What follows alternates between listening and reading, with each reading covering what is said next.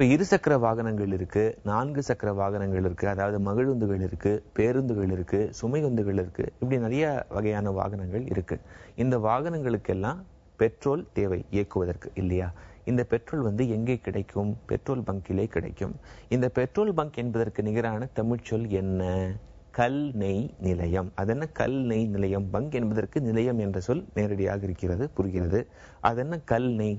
இந்த பெட்ரோலியம் இருக்கு இல்லையா, இதை பெட்ரா கூட்டல் ஆலியம் என்று பிரிப்பார்கள். ஆலியம் என்றால் ஆயில், அதாவது எண்ணெய்.